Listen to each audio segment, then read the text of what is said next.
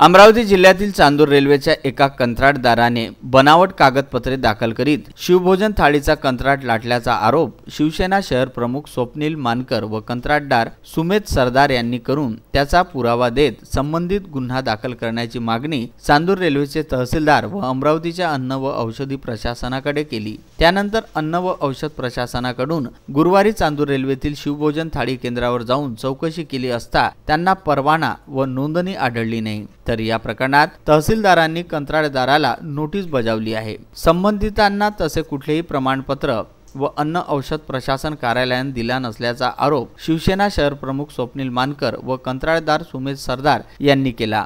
याबाबतचे अन्न व औषधी प्रशासनाकडून मिळालेले लेखी पत्र सुद्धा जोडले। तसेच संबंधिताने दाखल केलेल्या प्रमाणपत्रात अनेक त्रुटी असून ते बनावट असल्याचे लक्षात येत असल्याची माहिती तहसीलदार यांना दिलेल्या तक्रारीत म्हटले होते। त्यावरून संबंधित कंत्राटदाराचे कागदपत्र तपासून त्यांचा कंत्राट रद्द करावा आणि शासनाची दिशाभूल केली म्हणून त्यांच्यावर फसवणुकीचा गुन्हा दाखल करावा अशी मागणी स्वप्नील मानकर व सुमेध सरदार यांनी तक्रारीतून केली होती। त्यानंतर गुरुवारी अन्न व औषध प्रशासन अधिकारी तथा नोंदणी अधिकारी सीमा सुरकर यांनी स्थानिक शिवभोजन थाळीला या केंद्राला भेट देऊन त्या कंत्राटदाराच्या कागदपत्राची तपासणी केली। त्यामध्ये परवाना व नोंदणी आढळून आलेली नाही।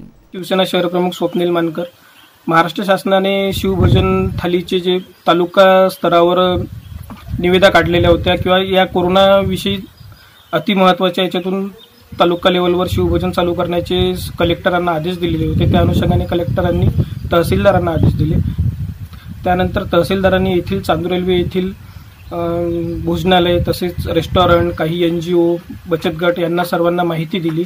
या माहितीद्वारे सर्वांनी कागदपत्र तहसीलदार साहेबांकडे सादर केले। त्यामध्ये जवळजवळ 15 ते 16 लोकांनी कागदपत्रे सादर केली। त्यामध्ये क्रायटेरिया दिलेला होता की जुना रेल्वे स्टेशन चौक ते जुना मोटर स्टँडपर्यंत तुमची जागा असायला हवी होती। त्याच्यानंतर फूडचे लायसन आणि शॉपॅक लायसन या दोन कागदपत्रांची पूर्तता करायला सांगितलेली होती। त्या अनुषंगाने सगळ्यांनी केली।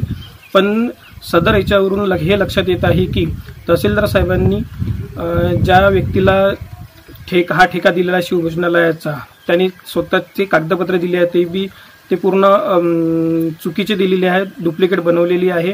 ते आम्ही अमरावतीतील अन्न प्रशासन विभागाकडून तपासून आणली। त्यांचे पण लेटर तहसीलदार साहेबांना दिलेले आहे आणि ते जागा पण जे ठरवलेली आहे ती पण मेन चौकात नसता जवळजवळ 800 मीटर दूर दिली आणि ते एक घर आहे।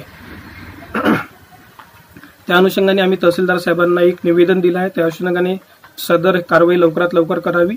विदर्भ न्यूज करिता चांदूर रेल्वे येथून शहजाद खान।